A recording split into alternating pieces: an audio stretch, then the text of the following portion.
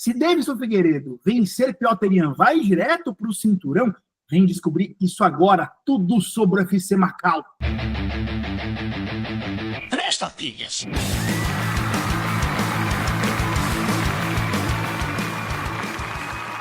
Cavaleiros e Brutamontes, donzelas e desdonzeladas, eu sou Fabiano Rampazzo, pisando no octagon de 3 tapinhas, one more time, dessa vez para falar sobre o UFC Macau, aquele UFC esquisito, horário esquisito, galera lutando esquisita, que vem com a gente, porque a gente vai destrinchar este UFCzinho diferentinho que tá para começar, e vamos lá, porque eu tô curioso para saber o que os meus leões, do lado direito, João Menegali Barbi, do lado esquerdo, Igor Meloto, tem para dizer sobre esses lutadores, sobre essas lutas, sobre esses encaixes e tudo mais, né? Agora, o meu palpite é que vai ser um UFC divertido. E a luta principal promete demais, hein? Já deixa seu like aqui neste podcast, nesta edição de 3 Tapinhas, porque seu like ele é importante pra gente. Estamos sempre no YouTube, sempre no Spotify, e sem mais enrolação, já quero chegar chegando para desespinhar, né, o que ficou entaladinho aqui sobre o UFC 309. Igor Meloto, começo com você, MMA Meloto, a Wikipédia do MMA. Conta pra gente qual que é o teu espinho na garganta, amigo. Salve, pessoal, salve, meus amigos. Bom, que evento, né? Grande evento aí. Muitas coisas a serem ditas, mas hoje eu vou falar sobre uma coisa que não tem muito a ver com o evento específico, mas com o que aconteceu um pouquinho depois dele, que foi as críticas que o Dana White fez à imprensa. Mais uma vez, o Dana atacando a imprensa, dizendo que os jornalistas, as pessoas o mundo não precisa mais deles, que agora eles não têm mais a influência que costumavam ter, tanto jornalistas, ele botou políticos no meio também, depois chegou a atacar as pessoas também que fazem os rankings do UFC, mais uma vez, né, porque o John Jones não ficou com o status de número 1 peso por peso, e aos olhos do Dana White, isso é um erro, né? Isso é um tremendo erro, e eu acho que os jornalistas, seja lá quem for, têm o direito de pensar diferente do que o UFC diz, e o Dana White não tem o direito de ofender as pessoas como ele ofende, só porque pensam diferente dele. Então, o meu espinho é baseado nisso, que ele tá cuspindo, de certa forma, no prato que comeu, que durante muitos anos foi a imprensa que ajudou a promover os lutadores, o evento, enfim. A imprensa, ela é muito importante, cara, não tem como negar a importância que a imprensa tem, que, né, os jornalistas têm, e ele tá olhando só pro lado negativo da coisa, só olhando da questão do... Claro que tem jornalistas que têm viés, que são corrompidos, óbvio, tem também, mas o UFC é o próprio viés já, cara. O Dana White, ele não vai tentar promover a verdade, ele vai promover a narrativa que beneficia a empresa dele, né? Então, muitas vezes, os jornalistas lá, por irem a favor mais da verdade, né, aqueles jornalistas que são mais íntricos, que são profissionais realmente, eles estão promovendo a verdade, eles estão tentando dar uma transparência que às vezes o UFC não dá. E o Dana White, na forma como ele se comunica ao criticar os jornalistas dessa maneira, né, esculhambando, colocando lá no, né, no rabo do cachorro, né? Cara, isso é lamentável. Fica aqui minha crítica a essa postura do Dana White, a postura do UFC, porque a imprensa é muito importante sim, queira ele ou não, porque a imprensa, ela muitas vezes fala as verdades que o Dana White e o UFC tentam esconder. Muito bom, muito bem pontuado, Meloto, assim embaixo tudo que você disse. E tô curioso para saber qual que é o espinho na garganta do Barbie com relação a esse evento. O Barbie, antes de você falar do teu espinho, gostou do evento como um todo? Cara, teve lutas boas, teve lutas ruins. Eu achei que o evento, no geral, para um pay-per-view, ficou devendo. Eu achei que ficou devendo bastante, na verdade, né? Você pega aquele card principal que tinha lá nomes não tão grandes e as lutas também não entregaram bastante, sabe? Achei que foi um card bem mediana, ainda mais levando em consideração que a luta principal, o confronto entre John Jones e Stipe Miocic, meio que confirmou o que era o medo da maioria dos fãs, que o Stipe entraria incapaz de entregar uma luta decente, confirmando as odds nas casas de aposta, e acabou que foi mais, tipo assim, foi uma performance incrível do Jones, mas quando a gente vê uma disputa de cinturão, pelo menos eu quero ver a competitividade em alto nível e ver aquela luta simplesmente não deu o sabor certo, vamos dizer. Eu acho interessante também, só comentar isso que o Meloto falou, porque a questão do Dana com o ranking peso por peso agora é muito esquisita, porque existem muitos fatores a se entrar, cada um tem seu ranking, mas só que a gente está numa época que o Jones possivelmente não é nem o melhor lutador da categoria dele, sabe? E existe um argumento muito forte a favor disso. Eu sei que se a gente for avaliar todo o histórico do Jones no MMA, ele é definitivamente o cara, mas ranking peso por peso é uma coisa de momento que o Jones simplesmente não está lutando com os caras da categoria dele, enquanto o campeão interino tá. Então é muito doido que o Dana esteja tão insistente nesse assunto, sabe? O cara tá bravo mesmo. Mas o meu espinho na garganta Só uma coisa em relação a isso, é que ele diz que o que tem que substituir, né, os jornalistas é uma inteligência artificial, uma AI. Uma AI que colocasse o John Jones como o número 1 lutador peso por peso hoje, está pautado em quais algoritmos, né? O que orienta se a ideia do melhor lutador peso por peso é o que você acabou de falar, Barbie, é o momento. Todo mundo sabe aqui, neste podcast, que eu acho o John Jones o GOAT. Para mim não tem dúvida sobre isso. Isso é uma coisa que não tem nem discussão. Só que não se trata disso, ranking peso por peso. Eu acho esse argumento de que não se sabe nem se ele é o melhor da categoria dele, que dirá de todo o plantel, é um argumento muito poderoso, eu concordo com você. Qual que é o teu espinho, Barbie? Vai lá. Pois é, então o meu espinho aqui é que o Michael Chandler pode trapacear, cara. Eu fiquei horrorizado. Essa luta me deixou horrorizado. Eu vou dizer que assim, foi uma luta incrível, foi uma performance excelente do Charles, e quase que a luta foi completamente estragada, porque aquele momento no quinto round foi causado por trapaças. O Chandler trapaceou durante toda a luta, eu acho que ele tomou um aviso, e foi um aviso fraco, foi daquela coisa, não faça isso, né? A primeira coisa que aconteceu nessa luta foi o Chandler enfiar o dedo no olho do Charles. O juiz não viu. Depois tiveram as várias seguradas na grade, o Chandler enfiando os dedos na luva do Charles para tentar prevenir as finalizações. No quinto round, muita gente achou que foi um soco, mas o que o Charles sentiu inicialmente, quando ele recuou com a mão no olho, foi uma dedada. Depois ele sentiu os golpes, né? Porque o Chandler tomou a iniciativa ali, atacou com os poderosos, é um cara que bate pesado.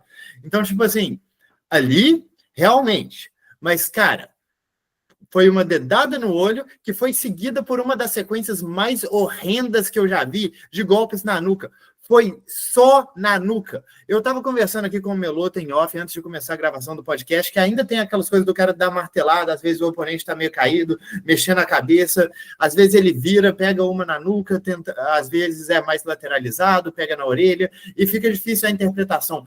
Todos foram na nuca, cara. O Chandler estava mirando na nuca, o Charles estava assim, o Chandler estava batendo dessa forma. Foi uma das coisas mais absurdas que eu já vi. E o que foi mais estúpido a respeito disso é que quase causou uma interrupção.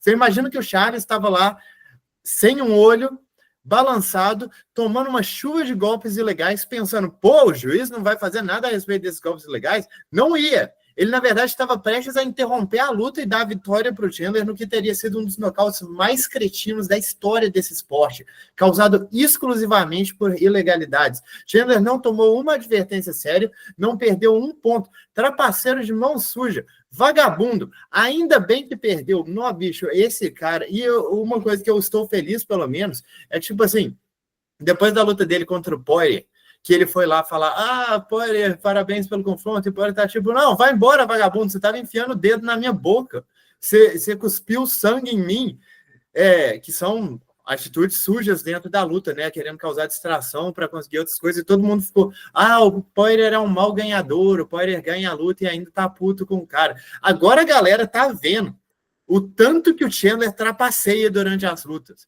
Foi uma parada absurda. E como eu estava falando com o Meloto pontuou isso muito bem, não era um árbitro amador ali. Keith Peterson, um cara com ampla história dentro do MMA, olhou para os golpes na nuca e falou, tá tudo limpo. Eu tô horrorizado até hoje, bicho. Parabéns ao Charles, porque ele enfrentou 2 caras ao mesmo tempo naquele octógono.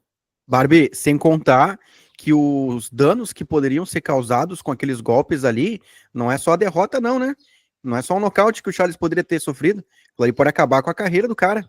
Já aconteceu de golpes na nuca decretarem isso, né? Aquele boxeador famoso aí que aconteceu, né?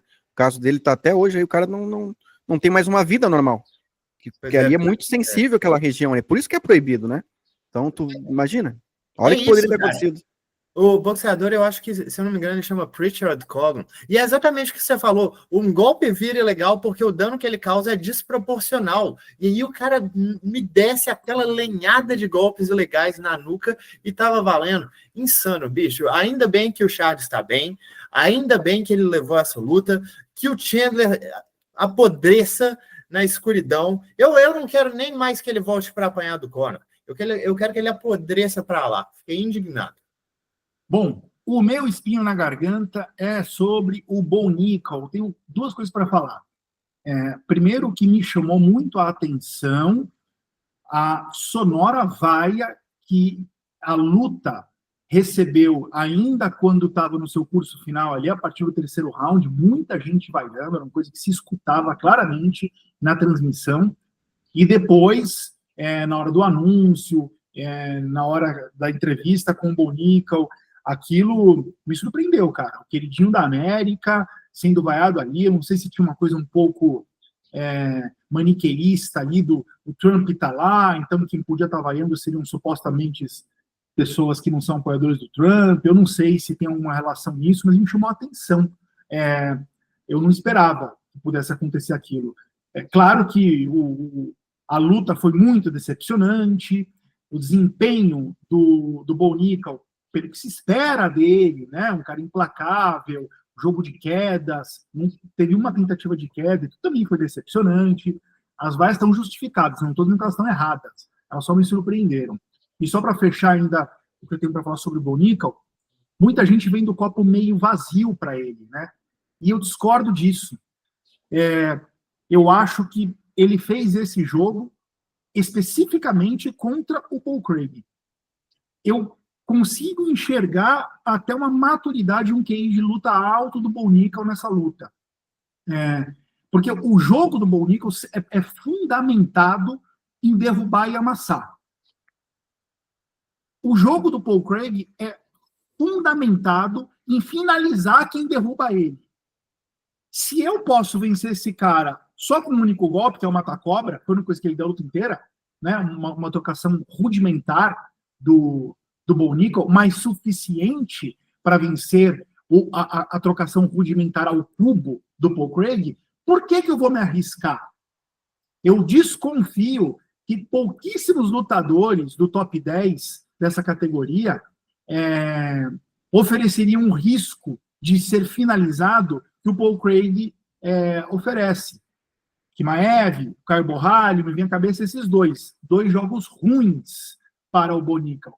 O resto, a gente veria o Bo Nickal fazendo o que a gente esperaria dele. Então, acho que teve um certo pragmatismo do Bo Nickal aí, e pensando numa carreira longeva, pensando num lutador que quer ser campeão e não só ganhar bônus, eu vejo o desempenho dele com bons olhos, ao contrário do que a grande maioria do que vem se falando dele aí. É isso. Agora sim, vamos voltar a falar, ou começar a falar desse UFC Fight Night, Petr Yan versus Deiveson Figueiredo, começando por ela, pela pergunta capiciosa. Aí, ó. Aí, Meloto, você já escutou a risada do malvado, então, por favor, abraça. Se Deiveson Figueiredo, Meloto, vencer Petr Yan, agora, nesse sábado, às sei lá que horas da manhã, você já vai falar que horas vai ser esse card, a próxima luta do Deiveson vai ser pelo cinturão? Cara, assim, ó, diante do que já aconteceu no UFC, de outros lutadores brasileiros ali que tiveram perto de disputar o cinturão e não ganharam a chance de disputar. Diante do cenário da categoria, que eu tô vendo ali, tem outros lutadores que estão mais próximos. Eu vejo o Sean O'Malley com mais chance, por incrível que pareça. O Davidson vem de vitória, 2, né, na categoria, mas o Sean O'Malley não vai ser ultrapassado, cara. Eu duvido muito que o Sean O'Malley vai ser ultrapassado. E acho até que o Corey Sandhagen é capaz do UFC colocar o Corey Sandhagen contra o próprio Davidson, para fazer um tire eliminator ali depois, se ele vencer essa luta. Porque eu vejo, cara, uma má vontade do UFC com o Davidson. Eu vejo. O Poatan, por exemplo, quando subiu para os meio pesados, venceu o Blachowicz e já foi disputar o cinturão. E olha que o Ankalaev estava ali também no bolo. Poderia ter sido o Ankalaev antes, do Poatan. Então eu vejo o Davidson com esse perfil aí pro UFC, de lutador que eles não vão querer acelerar, que eles não querem que seja campeão dos pesos galos, e vão priorizar outros nomes. Então, infelizmente, eu acho que o Davidson não vai disputar o cinturão, mesmo vencendo o Piotr Jan, o que eu acredito que nem isso vai acontecer, tá? O spoiler aí. Tá aí a resposta do Meloto. Era o que você queria ouvir? Sinto muito, tá aí a resposta do Meloto. A Wikipédia do MMA respondeu, tá respondido. Ai, hein, Melô. Ô, Barbie, agora o Malvaro tá rindo pra você, e a pergunta é a seguinte: Carlos Huber, que está neste card e que vai lutar contra o Volkan Ozdemir. Negão, é o seguinte, se o Carlos Huber passar o carro, com perdão da piada sem graça, em cima do Ozdemir e atropelar ele em 30 segundos, ele passa na frente do Ankalaev e enfrenta o Poatan?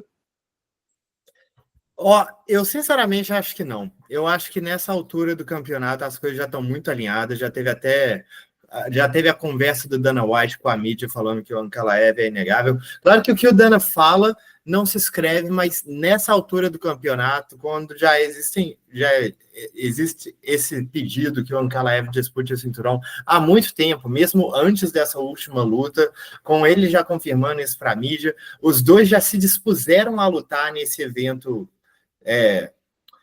o evento de dezembro, o UFC 310, não foi aceito, mas dois se dispuseram.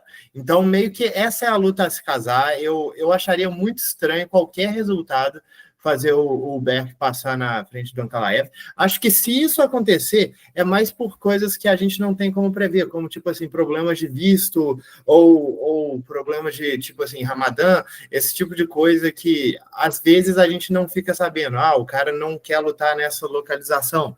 Beleza, vamos colocar um outro aqui. Mas eu acho que, fora essas situações, eu não vejo. Eu acho que nessa altura do campeonato já é tarde demais para colocar qualquer um na frente do Ankalaev. Meloto, eu não sei se o Barbie entendeu a ironia da minha pergunta, não sei se tem alguém que eu sei que entendeu, que é o Felipe Pacheco. Esse entendeu a provocação e a ironia da minha pergunta. Mas a sua resposta foi muito racional, Barbie. Eu acho que você fez as previsões que devem se confirmar aí. Realmente. E que essa luta aconteça, né? A luta que a gente quer ver. A gente quer ver o Poatan ganhar do Ankalaev, cara. É isso que a gente quer ver. E vamos para a reação dos comentários de vocês naquele que nominamos de Rampazzo Reage. Rampazzo Reage? Meloto, olha esse aqui, cara. Guarda o nome do nosso caminhoneiro. Porque eu esqueço mesmo, cara. Depois que eu peguei Covid, o bagulho aqui é louco. Meu nome eu ainda não esqueci, mas às vezes dá até medo. Wilson Dagoberto. Wilson, nosso caminhoneiro. Ele apareceu. Aqui o seu caminhoneiro. Tive que vir do YouTube olhar porque vocês não subiram para o Spotify. Vamos, meus queridos. Cigarro para dizer fenômeno, os nerds estão voando. Aí, puxou a orelha de alguém aí nos bastidores de Três Tapinhas, hein? Como que a gente esquece de subir no Spotify e deixa o nosso caminhoneiro órfão na boleia? Teve que ir para o YouTube. Isso não vai voltar a acontecer. Bravo, Wilson. Segundo aqui, abre aspas. Esse aqui é do nosso fã de carteirinha aqui, o Darcy. Eu quis pescar esse comentário porque eu achei ele interessante. Como um lutador quer ser o maior se não deseja lutar contra os melhores? Falando do John Jones, obviamente. Esse é um outro critério que John Jones não se encaixa para ser GOAT. Eu quis pescar esse comentário do Darcy, porque para dizer o óbvio. Essa coisa de GOAT é completamente subjetivo. Isso é conversa de boteco daqui até o fim do mundo. Entre a gente aqui, conversa de boteco, no boteco é uma conversa de boteco, no balcão, na bancada do UFC Fight Pass, os comentaristas é a conversa de boteco, na bancada do UFC Fight Pass americano é a conversa de boteco, a imprensa especializada falando disso é conversa de boteco, porque é subjetivo. E o Darcy trouxe um ótimo exemplo aí. Para ele, Darcy, lutar contra os melhores do momento é um critério para definir se o cara é GOAT ou não. Para mim, não é. Para mim, Rampazzo não é. Para você, Darcy, é. Conversa de boteco. Cada um traz critérios. Isso é e será sempre muito subjetivo. O grande ponto é que, para a maioria das pessoas do planeta Terra, o John Jones é GOAT. Ou seja, para a maioria das pessoas do planeta Terra, o John Jones se encaixa dentro dos critérios que essas pessoas estabelecem. Para o Darcy, não. Para o Barbie, também não. Conversa de boteco. É subjetivo. Não tem certo e errado. É isso. Obrigado por me permitir eu trazer essa observação aqui, Darcy. E finalizando aqui, abre aspas, o Bernardo Oliveira Apostas, o GOAT, aí ó, conversa de boteco, subjetivo, ó, aqui ó, o GOAT é o Chael Sonnen. Chael Sonnen venceu o Spider 5-2, 5 rounds a 2 rounds, venceu o John Jones, TKO do dedo no pé, o juiz que não viu, no mesmo evento que teve a luta do Yancy Medeiros. Pelos critérios do Bernardo, que o Sonnen ganhou mais rounds do Anderson do que o Anderson ganhou dele, e teve um TKO com o dedo no pé ali preso no tablado, que foi o juiz que não viu, o GOAT é o Chael Sonnen. É isso aí, o fanfarrão. Bernardo Apostas, fanfarrão. Segue um canal desse cara aí que é da hora também. E vamos voltar a falar do UFC Macau. UFC Macau, Ian versus Figueiredo. Meloto, esse card tá esquisito em todos os sentidos, a começar pela hora. Então, vamos lá. Primeiro, diz pra mim, Meloto, que horas começa o card principal? O card principal que vem depois do preliminar, que horas ele começa? Bom, o card principal está previsto para começar às 8 horas da manhã, né, no sábado ali, e a primeira luta é entre o Zhang Mingwang contra o Ozzy Dias. Calma, antes de você falar dessa luta. O card principal começa às 8 horas da manhã. Entendeu a maluquice da coisa, desse evento. E aí eu quero dizer o seguinte, é um evento recheado de nomes desconhecidos do grande público e do pequeno público também. Né, eu vi muita gente catando cavaco aí nas resenhas desse UFC. De fato, tem lutadores aí que não foram expostos pela máquina promocional do UFC. Difícil até de conseguir informação sobre eles. Então eu queria deixar, inclusive, vocês dois mais relaxados para... Tudo bem, se não conhecerem algum lutador ou encaixe de luta, a coisa ficou mais difícil, tem pouca informação disponível. Eu fico até com a sensação, Meloto, que esse evento é uma oportunidade do UFC dar luz e mostrar pra gente, pro mundo, esses lutadores ali do Oriente, que estão mais renegados, subnegados ali. E aí, como se fosse uma espécie de Contender Series, mostrando ali quem que vai, quem que fica, quem que merece. Então, Meloto, comenta um pouco aí sobre isso que eu falei, se você concorda, e aí faz já uma leitura inteira do card principal, e a gente comenta depois. Vai encerrar com a luta principal, que vai ter a análise de luta do Barbie, mas faz uma leitura inteira do card aí de cabo a rabo, para a gente poder comentar quando a gente quiser, quando a gente se sentir à vontade. Fala, Meloto. Então, esse evento ele vai ter as finais do Road to UFC, que nada mais é do que um torneio eliminatório, né, um mata-mata, um Grand Prix envolvendo lutadores asiáticos, né, que eles estão promovendo. Tem alguns nomes que às vezes aparecem de outros países também, porque às vezes acontece de ter que substituir ali um lutador local, e aí se assemelha muito com o The Ultimate Fighter, até mais do que o próprio Dana White Contender Series, porque no Contender Series às vezes aparecem alguns asiáticos também, né? Então, assim, vamos lá, vamos para a primeira luta, então, do card principal. Bem lembrado, Minuto, bem lembrado. No card principal, tem até lutadores mais conhecidos. Eu acho que isso que eu falei aqui agora vai ficar mais evidente no card preliminar. Mas vai lá, Meloto, segue o jogo. Exatamente. A primeira luta vai ser entre o Zhang Mingwang contra o Ozzy Diaz, né? Que são lutadores que eu realmente conheço mais. O Zhang Mingwang, muito poder de nocaute. Gosto do estilo dele. Ele é bem técnico, em pé, um bom boxe, um boxe perigoso. E o Ozzy Diaz é um cara que vem da LFA, também nocauteador. Essa luta aí tende a terminar por via rápida, por nocaute mesmo, porque são dois caras com esse estilo. Mas eu ponho muitas fichas no chinês. Eu acho que ele é superior, já foi mais testado do que o Ozzy Diaz. O Ozzy Diaz chegou a lutar já, se eu não me engano, no Contender Series e não foi muito bem. E assim, o nível de adversários, o Zhang foi mais testado, eu acho que ele é melhor. E na sequência, a gente tem uma luta entre dois ranqueados do peso meio pesado, o Barbie. Você já falou um pouco dele aqui, do Uberg, né? O Ozdemir, de fato, não está na melhor fase da carreira. Dinheiro fácil aí para o Carlos Uber, ô capitão? Pô, eu não acho que o Ozdemir é dinheiro fácil para muita gente nessa categoria, não. Aliás, é interessante que você falou que ele não está na melhor fase da carreira. De fato, você pode dizer isso, mas ao mesmo tempo é a terceira vez dentro da carreira dele no UFC que ele consegue emendar 2 vitórias consecutivas, e as 2 vieram por definição. Então, talvez ele esteja conseguindo essa vitória em cima do Carlos Uber.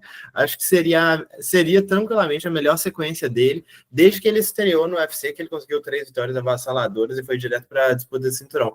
Mas, cara, essa é uma luta bem interessante, porque o Uber, até o momento, ele está se mostrando um trocador bem dinâmico, belos chutes, ótimo gancho de esquerda, grande poder de nocaute. O que pegou muito para ele até o momento foi a falta de experiência nessa estreia dele contra o Kennedy Nzechukwu, que ele simplesmente tentou jogar num volume muito maior do que o que ele está acostumado. E o Ozdemir, apesar de ele não ser o melhor lutador do planeta, ele é um cara duro. Ele é um cara encrenca, sabe? Ele tem uma trocação decente, ele tem bons chutes baixos, ele tem poder de fogo, ele é um cara que tem vários truques na manga. Ele consegue manipular o ritmo da luta muito bem. Eu acho que esse aqui é o maior desafio da carreira do Uber.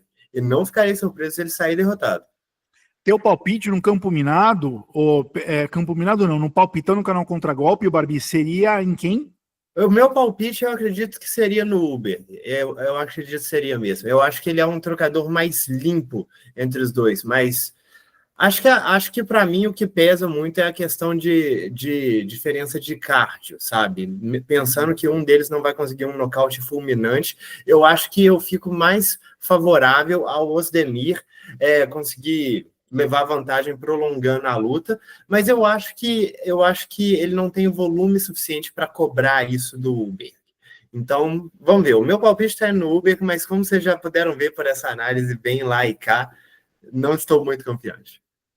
Ô Barbie, na sequência, quero te ouvir sobre a chinesa Wang Kong contra a Gabriela Fernandes, porque é o seguinte, a chinesa tá aí como talvez a maior favorita do evento. É para tanto? Cara, é pra tanto, e eu vou dizer que, assim, essa luta é um casamento terrível se você estiver pensando na competitividade. Para mim, é muito óbvio que eles estão querendo fazer a chinesa se criar dentro do evento, fazer ela ganhar hype, ganhar experiência, porque a Gabriela estava perdendo pra gente bem fim de tabela na carreira dela dentro do UFC, sabe? Vem de uma vitória aí, que foi uma luta disputada contra a Kali Judice, enquanto a Wang Kong, cara, ela tem tudo para ser uma top 5 dessa categoria. Essa luta é muito desigual. Concordo. Assim espero, inclusive, vocês já vão saber por que daqui a pouco. E na sequência, Melô, a gente tem aí de volta o Song Kenan contra o Muslim Salikov. Rússia contra China. Guerra. Cara, o Muslim Salihov, pra mim, ele tá muito decadente, não é mais o mesmo. Conseguiu vencer a última luta contra o Santiago Ponzinibbio numa decisão dividida, né, polêmica. E, assim, pra mim, ele, a qualquer momento, vai desacelerar, assim, completamente, não vai ser mais o mesmo, nem de perto. Chegou naquela fase ali que logo vai desandar a coisa. E eu acho que o Kenan Song, por mais que não é um cara muito bom, eu acho que ele tem um certo poder de nocaute que pode causar danos ali e pode vencer essa luta até mesmo por nocaute. Eu lembro que ele chegou a quase nocautear o Ian Gary, não sei se vocês lembram, mas ele deu um knockdown no Ian Gary. Então esse cara tem poder, esse cara pode nocautear. Então eu acho que o Kenan Song vence essa luta aí, tá? E até por nocaute, porque o queixo do Salihov não é mais o mesmo, e até me surpreendeu que ele conseguiu levar essa luta para a decisão contra o Ponzinibbio. Olha aí, Melu, tô apostando na zebra, hein?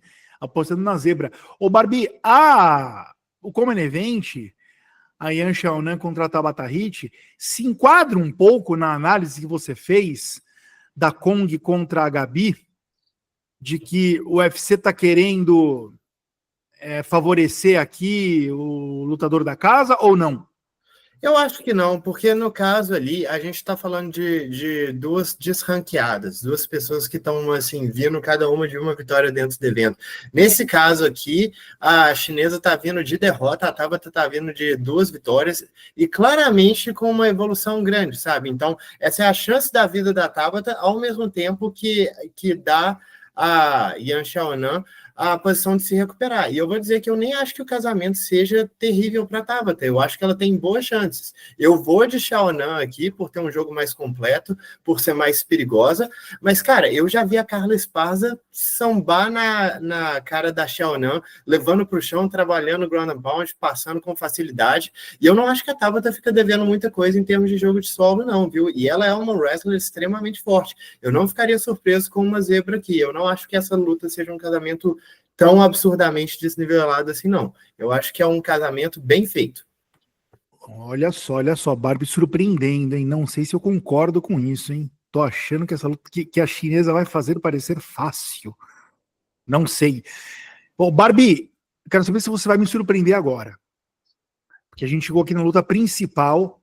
Davidson Figueiredo vai chocar o mundo, porque ele tá bem zebrinha, vai entrar listrado nessa luta, o Davidson.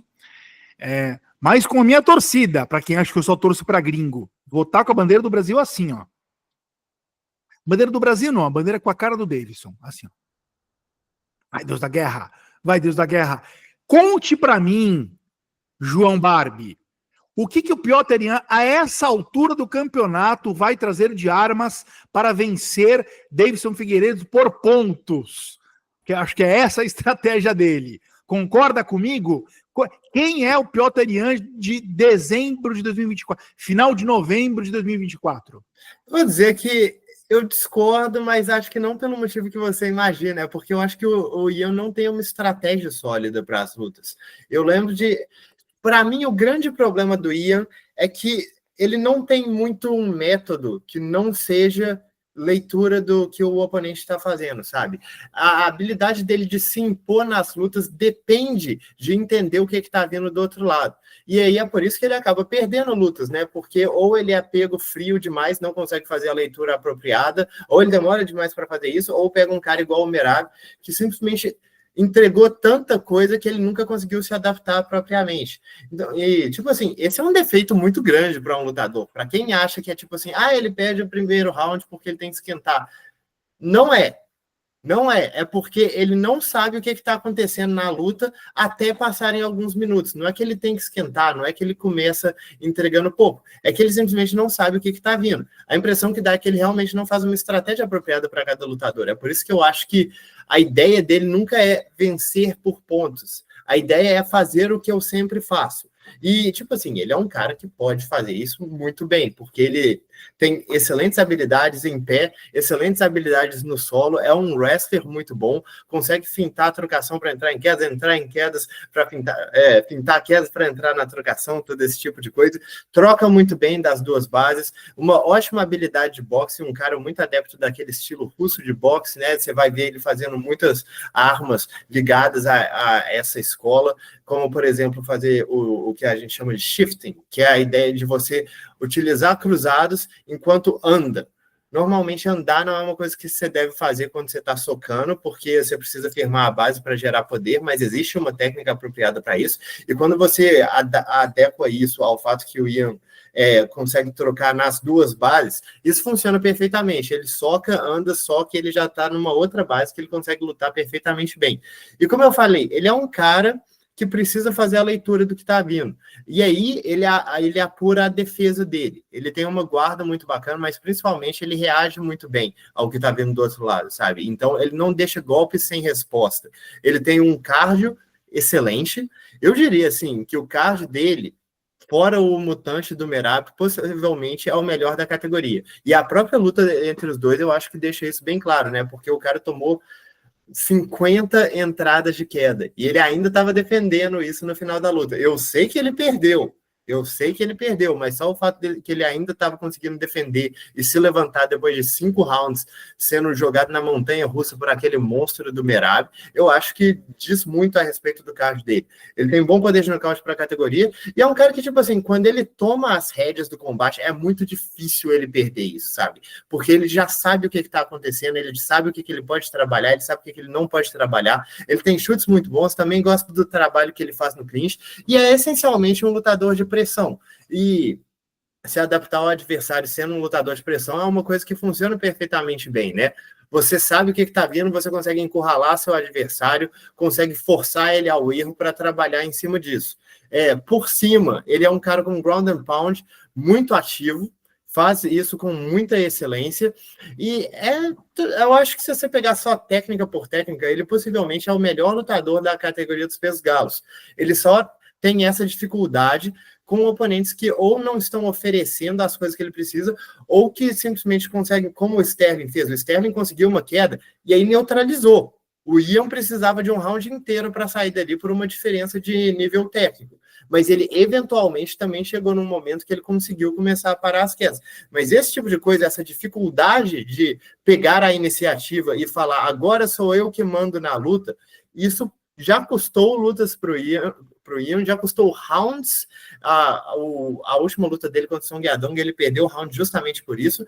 Talvez custe aqui também, mas vamos ver. Boa, Barbie. E do outro lado, Davidson Figueiredo. Quem é Davidson Figueiredo no peso galo e o que ele vai fazer nessa luta? Cara, é interessante o Davidson Figueiredo peso galo, porque ele tá lutando realmente como um veterano. É aquela coisa dele tá conservando o cardio dele, se valendo de alguns momentos de explosão, mais timing, distância e precisão do que realmente um volume que ele usava muito mais cedo na carreira. Você vê as lutas dele contra o Moreno na primeira luta, ou contra o Pantoja, e você vê a luta dele contra o Marlon Vera, você não reconhece, parece que não é o mesmo lutador. Isso porque agora ele está priorizando manter a distância, priorizando fazer os golpes que ele joga valerem mais. Ele é um cara que tem um ótimo poder de nocaute, apesar de não ter conseguido nenhuma definição nessa categoria. Ele deu o knockdown no Vera, que é praticamente nocauteável. Ele fez o Fonte sentir bastante nos 3 rounds. Ele tem uma boa habilidade de definição no chão também, com uma guilhotina excelente. Tem boas quedas, mesmo que elas não apareçam com muita frequência.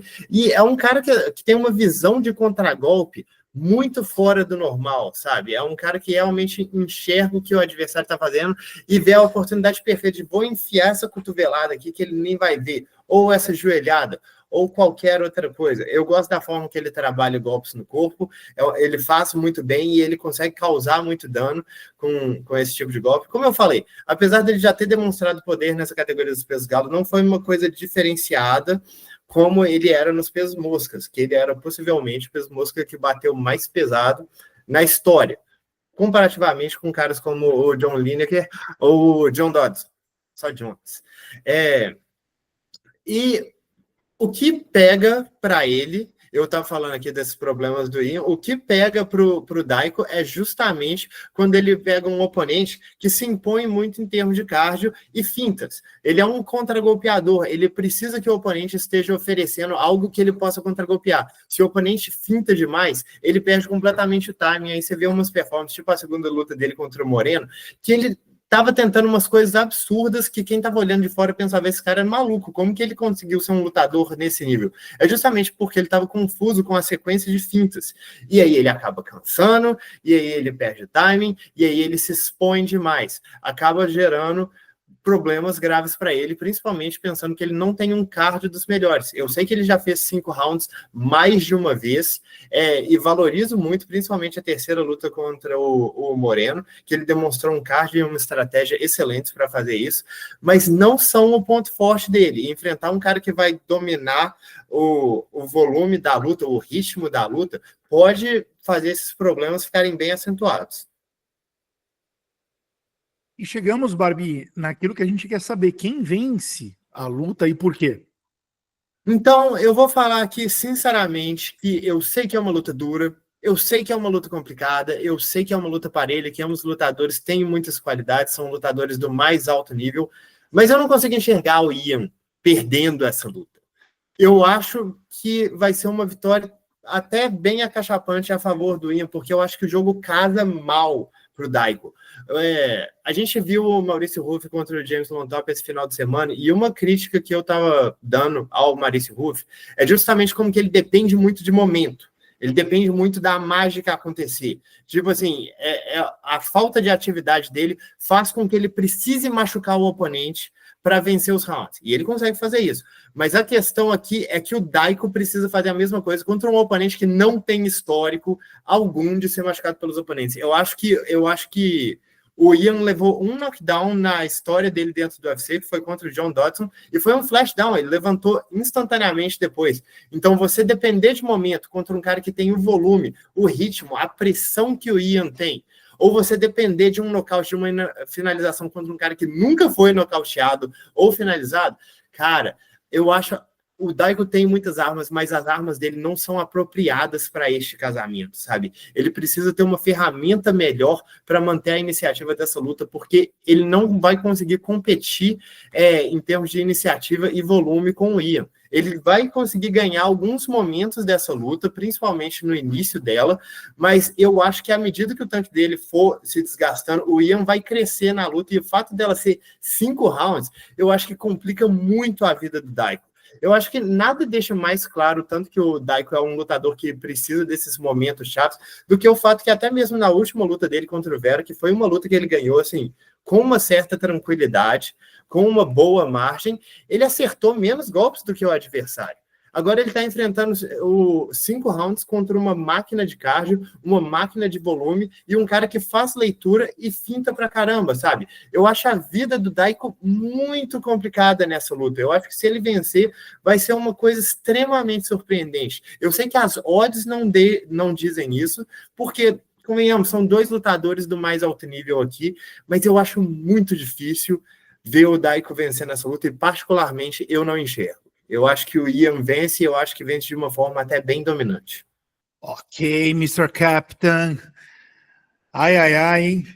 Sábado, vamos descobrir. Quem acordar cedo no sábado vai descobrir. Não deixe de compartilhar este podcast, essa edição, este link, este vídeo. Eu sempre peço isso e você nunca faz. Nunca.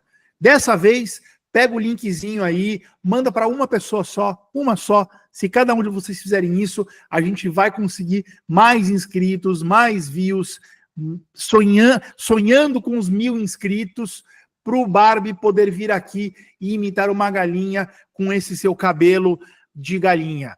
Ô Barbie, vamos seguir aqui então. Ô Meloto, por favor, chegamos aqui, não estou conseguindo segurar o riso, cara. Ô Meloto, conta, Meloto, por favor, alguma informação quente sobre Macau, ou sobre o evento, ou algum lutador. O Barbie podia emprestar um pouco de cabelo para você, hein, Meloto? Ah, vai se danar. Bom, vamos lá então. As notícias que eu trouxe desse evento não são muitas, porque infelizmente a gente não tem mesmo muita coisa, né? E até porque eles estão lá na China, lá estão fazendo as entrevistas lá, né? E não tá chegando as coisas aqui, tá demorando o negócio. Primeira coisa, eu vou falar aqui sobre o Davidson Figueiredo, que concedeu uma entrevista ao site Sherdog, falando sobre essa luta, falando sobre os planos dele, do UFC, agora daqui para frente. A primeira coisa que ele falou foi sobre o Piotr Yan, o adversário dele, né, no próximo sábado, dizendo que estudou o jogo do Yan exaustivamente.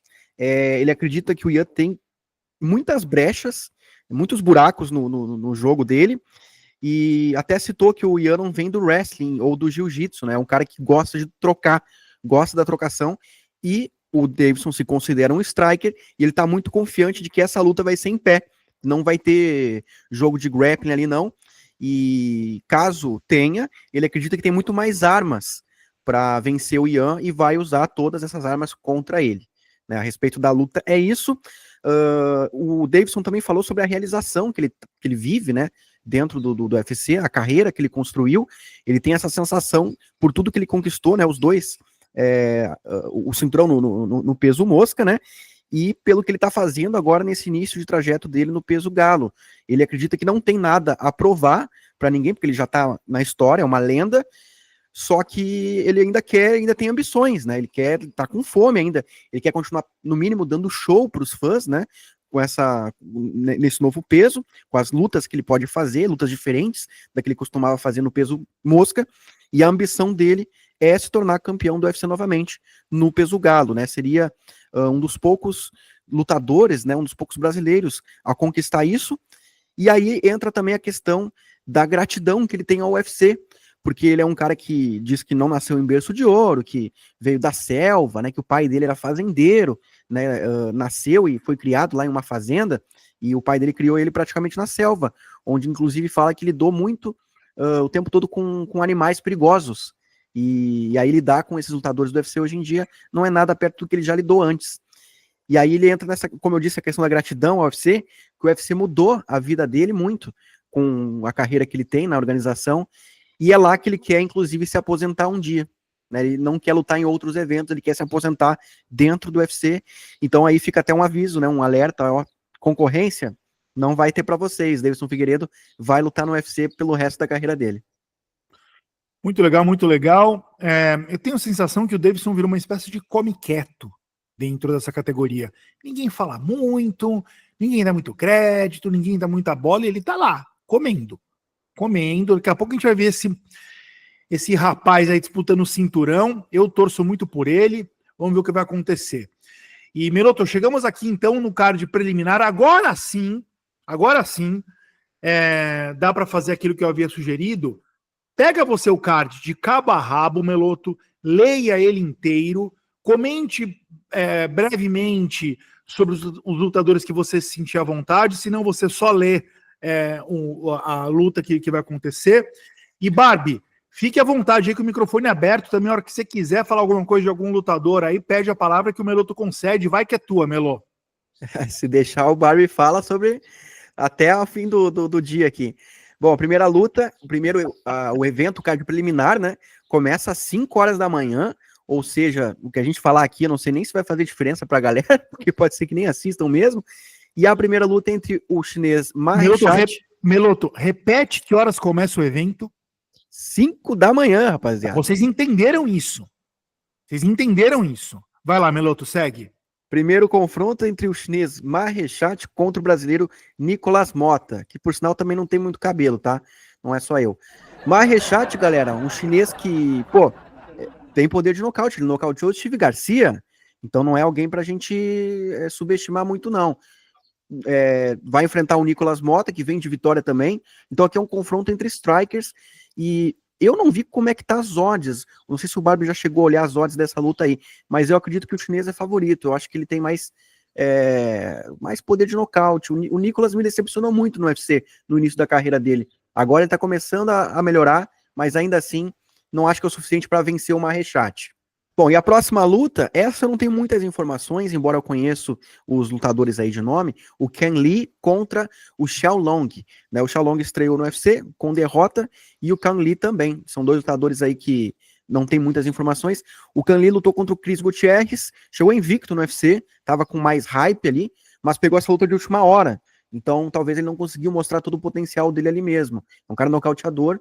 Já o Sean Long realmente tem poucas informações, só que o que a gente tem dele não dá muitas expectativas. Eu tô mais expectativa aqui com o Ken Lee mesmo. Depois, a gente vai ter a grande joia, né? Essa aqui, eu tenho que dizer, sim, Loner Kavanagh, um inglês, joia prospecto do peso mosca. O Rampazzo fez uma pergunta capciosa para mim, alguns podcasts atrás, perguntando sobre o que eu achava do peso mosca, né? Se talvez ia acabar ou não. E eu afirmei na época, não vai acabar, e é graças a talentos como esse que está chegando. Loner Kavanagh, um inglês, muito poder de nocaute, veloz, ágil, rápido, nocauteou o N2 Hu, que também era uma grande joia no Contender Series, que eu botava fé que inclusive talvez ia ser campeão do UFC, o N2 Hu, e ele nocauteou o N2 Hu. Então, cara, aqui é o céu limite para esse jovem, viu? Prestem atenção nele. Vai pegar o José Ochoa, que é um prospecto também invicto, mas esse é um pouco mais aberto, estilo chute-box, striker, gosta de dar joelhadas voadoras, é bom também, é prospecto, mas o Loner, para mim, tá numa prateleira acima em termos de expectativa. Não, só constar uma coisa aqui, que a minha expectativa a respeito do Loner tá insana. Eu acho que esse moleque vai muito longe, eu acho que ele vai ter que fazer muita besteira para não ser meu garoto. Eu só queria comentar uma coisa na carreira dele, que quando ele estava com 4 vitórias e nenhuma derrota, ele pegou um cara com 4 vitórias e nenhuma derrota e nocauteou. Na próxima luta, ele pegou um cara com 6 vitórias e nenhuma derrota e venceu. Depois entrou no Contender Series para pegar mais um invicto com 6 vitórias e nenhuma derrota e nocauteou. E agora está pegando mais um invicto com 7 vitórias. Vamos ver o que acontece. Mas desde a terceira luta dele dentro do MMA, ele só vem pegando invicto. Ele não pegou ninguém com derrota desde a terceira luta dele no MMA. Isso é muito doido. É verdade, cara. Bom, e a próxima luta daí seria entre o Carlos Hernandes, americano, contra o atleta da Mongólia, o Yan Jargal Tumendemberel. Esse nome pode parecer alguém que não tem muito potencial, mas, galera, também tem potencial, tá? Esse cara aqui é bom, ele teve uma performance absurda na luta dele que ele fez. Eu não lembro se foi no UFC, mas foi com as luvas do UFC, talvez foi no Road to UFC. Foi mas no Road to UFC. Esse cara, eu vi a luta que ele fez, e ele tirou o cara pra nada, com requintes de crueldade, amassou, e ainda depois deu um mata-leão em pé, simplesmente soltou o cara caiu espatifado no chão. Esse cara é bom, viu? Esse cara é bom. E o Carlos Hernandes é mais testado, né? Aí entra a questão, né? O cara que tá no UFC entre altos e baixos, contra um prospecto que não foi muito testado ainda. Talvez seja o bate no teto aqui, não tá pronto ainda. Mas pelo que eu vi, é um lutador com bom potencial pra gente prestar atenção, o atleta da Mongólia.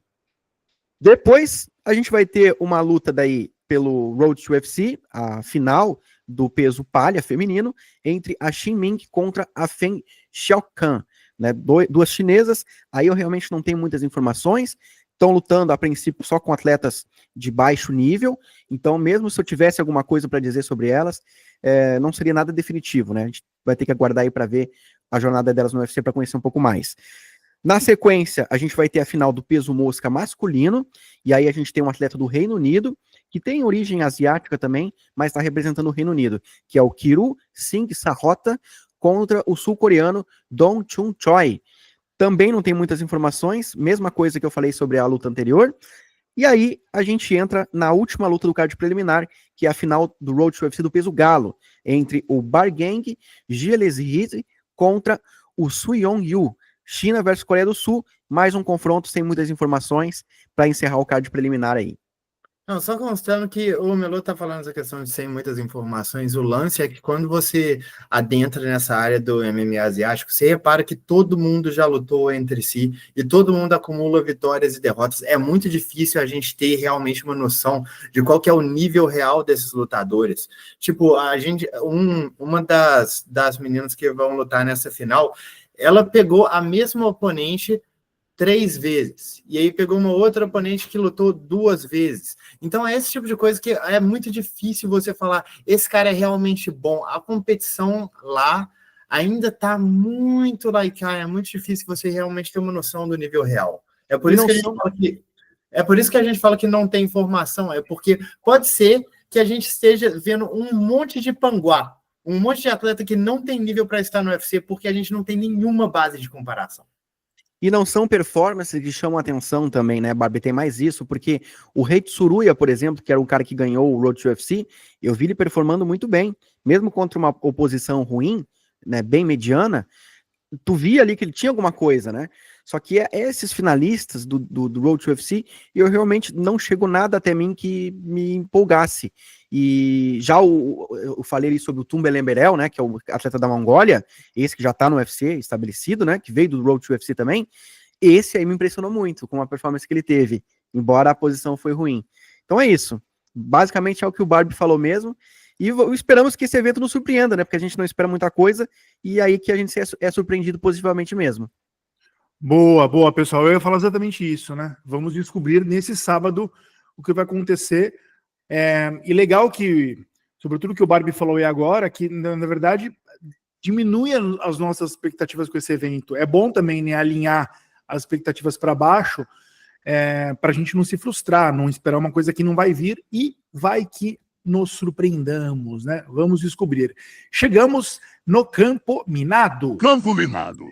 E a gente chega sempre recapitulando o que aconteceu para saber se vai ter gente pagando mico aqui, né? Eu paguei mico sem necessidade, soluçando no último episódio de 3 tapinhas, né? Já tô com crédito aí voltei a tomar meu remedinho e agora eu tô bem, inacreditável, problema de refluxo aqui sério, um remedinho funciona, sem remedinho eu fico parecendo um sapo, mas o fato é que ninguém vai pagar mico dessa vez, porque gabaritamos. Alguém aí fez um bilhetinho com a nossa trinca. Igor Melotto foi de Bonica vencendo por Paul Craig, check. João Menegali Barbie foi de John Jones vencendo Stipe Miocic, check. E Rampazzo, esse que vos fala, foi de Maurício Ruff vencendo James Lintop, check. Teve emoção, hein? Achei que ia ser mais fácil. Essa aí teve susto, cara. Inclusive, eu só queria falar isso a respeito do Ruff, que, cara, ele é obviamente uma joia, sabe? O nível de talento dele é absurdo. Mas o cara depende demais da magia. Ele estava perdendo o primeiro round até balançar o adversário no último minuto e entregou o terceiro, sabe? Exato. Eu sei que o adversário era bem maior, mas, cara, você está dependendo de machucar o adversário, só por volume. O Lomtop não estava acertando nada limpo, mas só por volume ele venceu o terceiro round. Pois é, eu acho que foi uma luta também para a gente acalmar um pouco os ânimos com o Ruff, né? Vamos ver como que ele vai sair na próxima luta. E algo me diz que depois dessa luta vai ser mais fácil casar uma luta para ele. Acho que as pessoas começam a ver menos ele como um super-herói, o que para ele pode ser bom, né? Este podcast ainda confia em você, Maurício Ruff, vamos para cima. E os palpites deste UFC Macau, né? Já vou começar com o meu, que dei um spoilerzinho ali, quem estava atento vai perceber, eu fui de o Juan Kong vencendo Gabriela Fernandes, né? É o que o Barbie chegou a falar ali quando ele descreveu brevemente a luta. Um casamento muito ruim para a Gabi. O Juan Kong está aí galgando um top 5, galgando super lutas contra o topo da cadeia alimentar ali da categoria. É nisso que eu estou apostando, meu palpite vai nela. Qual que é o teu, Melotto? Bom, o meu vai ser, não tem como ser diferente, no Nolan Kavanagh vencendo o José Ochoa. Boa. E o seu, Barbie, qual que é? Meu palpite vai no Petr Yan vencendo Davidson Figueiredo. Vou torcer pro Daico, mas não vejo, cara. Ô, Barbie, você também sugeriria os nossos brutamontes e desdonzeladas a fazer uma fezinha aí num bilhetinho triplo dessa vez ou não? Ó, eu vou dizer que eu acho mais interessante que na semana passada, né? Porque semana passada foi o que a gente falou. Deu certo? Deu, mas estava esvaziada a um nível absurdo. Dessa vez eu acho que a odd dessa trinca vai dar uma pizza bem bacana. E eu acho que é bem segura também. Cara, eu sei lá, eu tô achando que tem chance do Barbie pagar mico semana que vem, hein, Meloto? Cara, ele escolheu uma luta arriscada, mas se ele enxerga esse caminho de vitória pro Tá Ian, confiante. é isso aí, tem que ir mesmo. Isso aí, é isso aí. Bom, boa sorte, bom evento, acordem cedo e vamos para o baú do Meloto.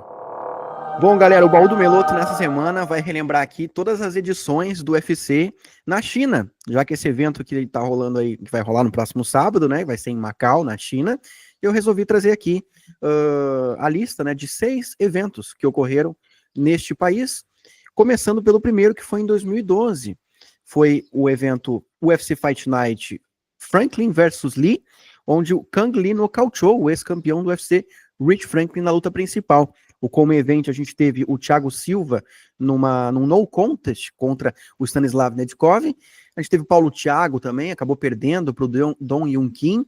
Takanori Gomi, um dos principais pesos leves da história, atuou nesse evento também.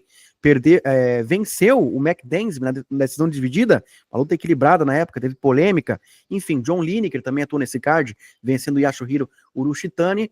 E esse foi o primeiro evento que a gente teve em 2012, né?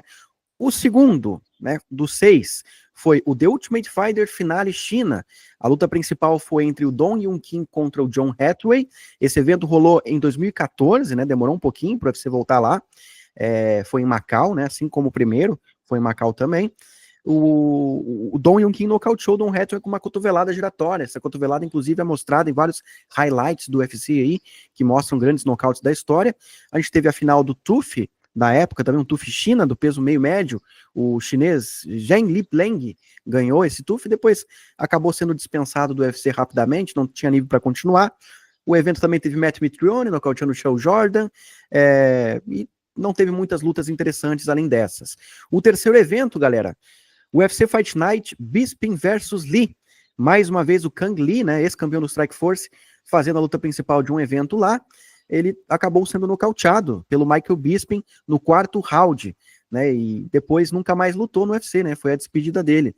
No Come Event a gente teve o Tyron Woodley vencendo o Dong Yun Kim, nocauteou o Dong Yun Kim, lembrando que esse evento foi em 2014, né, também em Macau. A gente teve também uma luta que na época ninguém prestou muita atenção, mas foi a estreia do Colby Covington no UFC, foi no UFC Macau, contra o An Yang.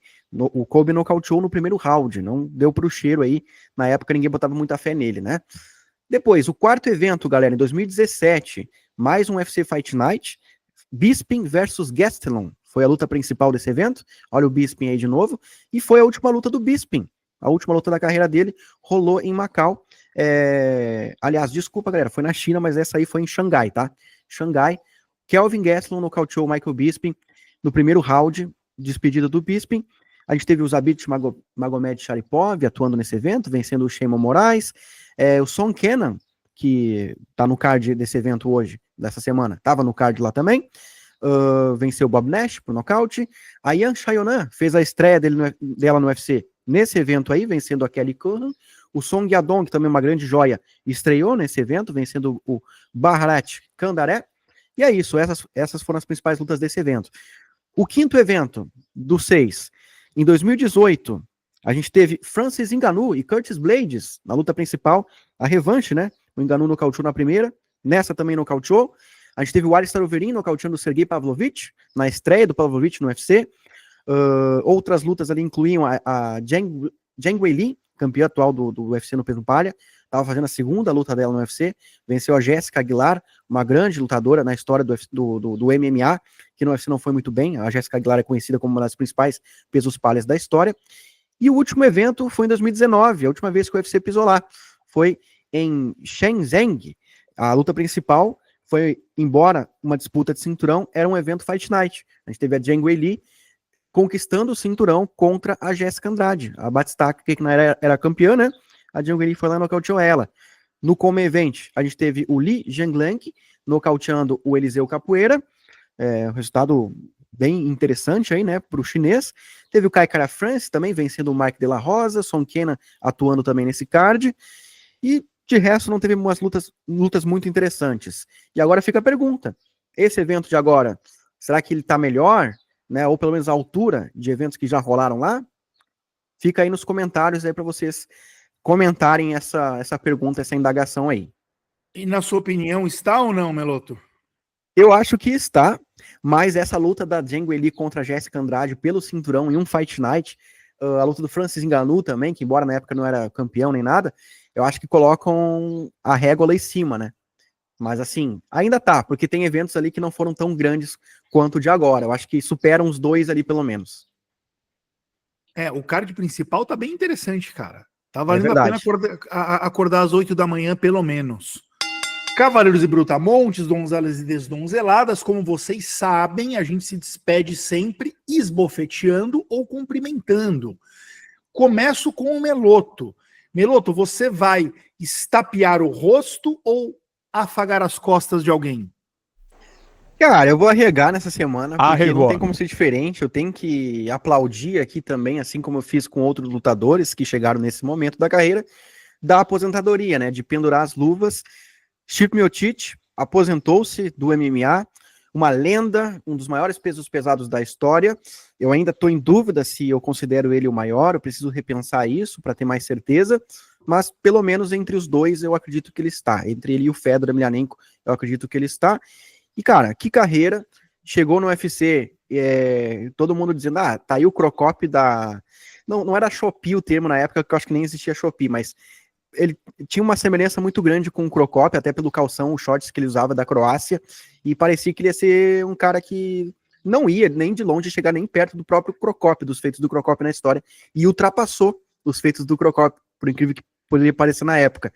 Teve um percalço ali, alguns obstáculos, né? Perdeu para o Stefan Struve, foi talvez a derrota mais acachapante da carreira dele, né? Que ninguém acreditava muito nisso. Mas depois, cara, fez história, defendeu o cinturão diversas vezes. Pelo que eu vi, foram 6 vitórias pelo cinturão, né? Fora as defesas que ele teve, foram 4. E, cara, teve grandes guerras contra o Daniel Cormier, né? Chegou a vencer o Francis Ngannou também, embora tenha perdido, né? Venceu o Alistair Overeem, Junior Cigano, Mark Hunt. Enfim, a lista é grande. Para mim, se aposenta aí como pelo menos o segundo maior da história, e fica aqui meus parabéns pela grande carreira, espero que tenha uma ótima aposentadoria aí. Me surpreendeu contra o John Jones, achei que ele não ia ser tão competitivo quanto ele foi, achei que ia acabar no primeiro round, teve alguns momentos ali que a mão passou perto do rosto do John Jones, o Jones teve que ser brilhante nas esquivas, como ele sempre foi, claro, mas talvez se fosse um outro cara não teria sido. Então eu acho que o Miocic fez uma luta legal dentro do que ele poderia apresentar com 42 anos, não esperava muita coisa. Então é isso, parabéns, Stipe Miocic, ótima aposentadoria para você, cara. Ótima aposentadoria, que já podia ter vindo antes, porque era um cara que também sentava em cima do cinturão, chocava o cinturão, não lutava nunca. Acho isso um marco da carreira do Miocic negativo também, que precisa ser pontuado. Um lutador muito pouco ativo. E você levantou uma lebre interessante aí, né? Será que ele é o melhor peso pesado de todos os tempos? Acho. Ele tem o maior número de defesas de cinturão dentro do maior evento de MMA do mundo. Este é um critério. É um critério que sustenta essa afirmação por si só. A gente está falando um pouco disso, né? De critérios no Rampazzo Reage, o comentário do Darcy. Esse é um critério. Quem defende isso, para mim, tá coerente, faz sentido. Mas, cara, colocar como o GOAT da categoria um cara que se despediu nas suas últimas 2 lutas, sendo dominado e nocauteado por Francis Ngannou e John Jones, e aí esse cara é o maior peso pesado da história, é uma mancha esquisita, né? Eu acho que tem uma polêmica aí, eu fico em cima do muro, admito. Eu entendo demais o que o Rampazzo está falando, que é o que eu até tinha falado na semana passada, que a gente está falando do possível melhor da história, e até mesmo nessa segunda luta contra o Francis Ngannou, ele entrou como azarão. Aí entra muito aquela coisa que vocês imaginam Georges St-Pierre, Anderson Silva, quando eles estavam nos seus reinados extremamente dominantes, entrando como azarões contra alguém? Porque isso para mim é uma coisa que acaba pesando. Tipo assim, eu entendo os feitos, Mas aí a gente coloca 1 contra 1 e eu simplesmente não boto fé que a melhor versão do Miocic consiga vencer a melhor versão de outros caras, sabe? Perfeito. Polêmicas. E aí? Gosto de renovar a pergunta do Meloto para vocês responderem aqui. Miocic é o maior peso pesado da história? Sim ou não? Eu tenho dúvidas e eu não sei dizer quem é. Quem estará no lugar dele? Por isso até que eu... Que coisa, né? Que categoria engraçada essa. Agora, o tapinha de despedida de agora vai ser o meu, Barbie. Vou deixar você por último. E eu não vou arregar, não. Eu vou esbofetear a cara do Chandler, porque assim, cara... Aqui tem coragem. Em que pese tudo que já foi dito aqui no Espinho da Garganta sobre o Chandler pelo Barbie. Aí ele chega, dá uma oportunidade mesmo, ele perdendo, dele falar ao microfone. O cara vai no microfone e fica cantando de galo e pedindo a luta contra o McGregor. É sério, velho. Você acabou de ser dominado pelo Charles do Bronx. Você perdeu uma luta num potencial 50-45. 49-46 barra 50-45. Você não viu a cor da bola a luta inteira. E aí você vem no microfone e vem pedir... Jura por Deus que você quis passar essa vergonha pública. Cara, eu tive... Assim, me deu... Eu, com a minha crise de soluço aqui, me deu ânsia de vômito nessa hora. Tapa na cara desse vagabundo. Vai lá, Barbie, qual que é o teu pedido de despedida? Por favor. O meu tapa de despedida vai na cara do Jones. E isso aqui, assim, eu falei na semana passada que eu tinha que dar o tapa na cara do Jones porque seria o último e infelizmente não é. E eu vou dizer para vocês qual que é o meu problema. O meu problema, e olha só, vamos aqui olhar nos olhos. Nós sabemos que é o seu problema. O seu problema é que o senhor...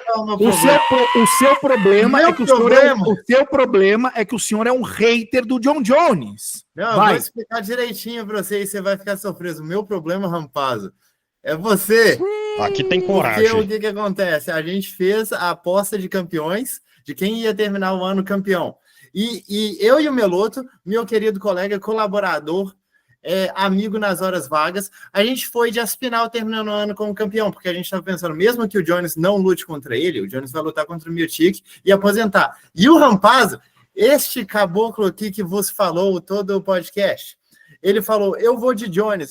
Mas o Jones vai lutar e aposentar. Ele falou, não, eu acho que o Jones vai lutar, ganhar e vai segurar o cinturão por algum tempo. E depois ele vai aposentar. E é exatamente isso que está acontecendo. Esse palhaço falou, vou lutar e aposentar. Lutou, não aposentou, já falou que não vai lutar contra o campeão interino. Então ele só está agora no processo, ele só está agora ali para me irritar. É uma coisa pessoal comigo. O Jones acorda pensando como que eu vou enfurecer este capitão carisma. Trocou a foto do Twitter dele para um pato, porque o pato para os gringos é justamente o significado de um arregão. Já trocou a foto, e ele trocou mesmo, eu não estou falando isso aqui de piada, não, ele realmente fez isso, porque para ele é tipo assim, eu não me importo que vocês tenham essa imagem. Larga o cinturão então, irmão, pelo amor de Deus, bicho, isso é tão frustrante, a gente tem um campeão interino, e eu tenho que entrar em discussões constantemente, todo dia com gente falando, o Aspinal não merece lutar contra o John Jones, o campeão interino luta contra o linear. Regra básica do esporte. Não me encham o saco com outras coisas. Não existe argumento contra isso. Jones pode largar esse cinturão e se ele quiser lutar contra o Logan Paul, que ele lute. Mas o cinturão tem que lutar contra o outro cinturão. Tá dito. Olha só, eu quero comentar o seguinte. Todo mundo sabe aqui, até porque eu não paro de falar, que para mim o John Jones é o GOAT inconteste deste esporte. Dito isso, eu concordo 100% com o que o Barbie falou. Eu empresto a minha mão para esbofetear de um lado, o Barbie do esquerdo, eu do direito. E eu vou te dar uma boa notícia, o Barbie. De novo, cara, para mim o John Jones é o GOAT, vai continuar sendo, mas isso que ele está fazendo é uma mancha de legado. Sabe, tá dando pano para manga. Tá dando pano para falarem dele no futuro. Que de fato, cara, ele vai ficar chocando esse cinturão, vai, ao que tudo indica, evitar a luta com o Aspinall e quer pegar lutas fáceis, e desculpem, luta com o Poatan é uma luta fácil. Desculpem, Sabe? E ele chegou a falar em Derrick Lewis, Meloto. Sim. Pelo Sim. amor de Deus, cara. Coisa de louco, cara. Enlouqueceu. Então, assim... Jamal Hill também, Jamal Hill. Pois é. Assim, acaba sendo... É que o John Jones, cara, ele não bate bem. Ele é o GOAT dentro do octagon. Fora do octagon, ele é um criminoso, ele é um hipócrita, porque fica falando de nome de Jesus, homem de Cristo, não sei o quê, e é um cara com um caráter muito duvidoso, super vaidoso, super imaturo, e é isso. Agora, eu vou colocar para a gente finalizar aqui, colocar uma pulga atrás da orelha, até jogar essa bola pro Meloto. E uma provocação pro Barbie também. Cara, a verdade é que essa luta que a gente quer que aconteça, eu tô com um feeling de que tem chance dela acontecer. John Jones e Aspinall.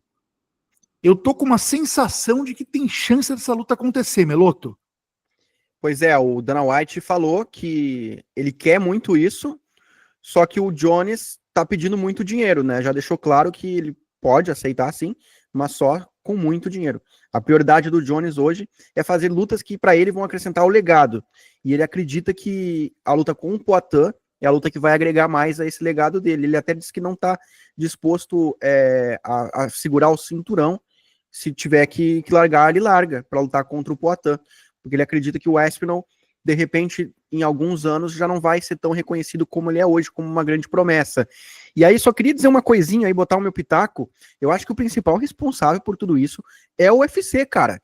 Se o Jones quer enfrentar o Derrick Lewis, o Jones quer enfrentar não sei quem, Eu concordo. Ele que enfrente quem ele quiser, pro legado dele. Ele vai pensar no legado, vai pensar no dinheiro, vai pensar nas coisas dele. Né? Assim como o Poatan quer lutar no peso pesado, o Poatan quer lutar com não sei, luta contra quem quer, cara. A questão é, o UFC vai permitir isso ou não? O John Jones quer lutar contra o Poatan, deixa que lute. Agora, tira o cinturão dele, porque o Aspinall quer ser o campeão linear, que é o que ele tem direito a ser, caso o campeão não queira defender o cinturão com ele. Então eu penso dessa maneira. A gente está atacando as pessoas erradas. O UFC está se isentando da responsabilidade, muitas vezes, não é de agora, e deixando que a galera fica nessa polarização aí de atacar lutador, de falar mal de A, B, C, quando o grande responsável por alguns erros que acontecem de gestão de lutas é a organização. É polêmica. Esse discurso, não, eu elegeria o Meloto presidente por esse discurso. Principalmente a forma que ele se expressou. E eu só queria fazer constar mais uma coisa que a gente vem falando a respeito de legado. E muita gente está falando essa questão de legado. O que o Aspinall acrescenta? E eu vou falar para vocês aqui, olhando hoje, novamente, que eu acho que hoje, Jones vencendo o Aspinall hoje, essa possivelmente seria a segunda maior vitória do cartel do Jones. E, tipo assim, tirando o Cormier, que é definitivamente a maior vitória entre os dois, mas só que a gente está falando de um Aspinall que, tipo assim, ele pode não ter o consagrado, ele pode não ter o cinturão, mas para a imagem popular, ele, tipo, nem para a imagem popular, sejamos sinceros, para a questão de ranking, ele já limpou metade do top 10 da categoria, bicho. A gente sabe o quão bom o Aspinall é, ele é a nova geração. O Jones ganhar de um cara desse hoje, consagra a imagem dele, ele é invencível, ele é imbatível. Esse papo de legado é conversa para dormir que o John Jones conta. O que ele sabe é que o Aspinall é o maior risco de derrota para ele. A gente sabe que é isso, a gente sabe que ele sabe disso. E ele não tá errado em pensar isso. Ele não tá errado. Eu acho que o negócio não é o que o Jones sabe, é o quanto que o imaginário popular tá pensando, o Aspinall não tem nada a acrescentar ao cartel do Jones. Eu discordo absolutamente. Mas é que quem fala isso é o John Jones. A única pessoa que fala isso é o John Jones. Mas não é. Tem uma galera falando isso. Porque começou a pegar. Porque ele começou a jogar isso no ventilador. Com certeza. Mas é isso. O imaginário popular tem que entrar, tem que pensar nisso, que beleza, o cara pode não ter o cinturão, mas só que a gente sabe o nível de qualidade ali. Seria definitivamente uma vitória, assim, colocaria o Jones em outro patamar, pegou o garotão da nova geração, aos 38 anos de idade, tirou pra nada, pá, imbatível, imortal, Sansão da nova geração, bicho. Mas, Barbie, isso aí é muito por conta da nossa expectativa com o Aspinall, porque a vitória do Jones sobre o Aspinall ia envelhecer muito bem. Mas isso é uma coisa que a gente pensa que pode acontecer. Mas o Jones acha que não vai acontecer isso. E vou mais longe, o Barbie. o meu dinheiro estaria no John Jones contra o Aspinall, tá? O meu estaria no Aspinall. Eu acho maluquice. O meu estaria no... Eu não acho que seja uma luta dada, não. Sejamos honestos. Eu acho que é uma luta parelha, disputada, mas cara, eu não sei. Pra mim, a impressão, vendo a luta do... Tipo, eu vi a luta do Jones contra o Miocic no sábado, e alguém tinha postado a segunda luta do Aspinall contra o Blades, e eu tava assim, a diferença de velocidade entre os dois competidores mesmo, a impressão que dá é que o Jones contra o Miocic estavam lutando na água, em comparação com Blades e Aspinall, cara. Foi uma... Cara, eu vou falar duas coisas só. Uma, o John Jones não se expõe a riscos. A segunda, QI de luta absurdo. Todo QI que falta dele, que falta nele, fora do octagon, ele tem dentro da jaula. É impressionante. O meu dinheiro estaria nele. Mas isso é conversa para um outro podcast. Fala, Meloto, você pode falar sempre. Eu só queria encerrar aqui. Igor Meloto for president. Tá? Igor Meloto, make UFC great again. Tá, começa de baixo, começa se candidatando a vereador de Ijuí. Qual que é a sua cidade mesmo, Meloto? Ijuí, cara, Ijuí. Ijuí. É mais fácil ser vereador mesmo do que ser presidente do UFC, né? Isso, começa sendo vereador, depois você chega lá. Até quinta-feira que vem não teremos evento, no sábado, né? Mas teremos 3 tapinhas, nós estaremos aqui resenhando alguma coisa para vocês, aguardem. 3 tapinhas.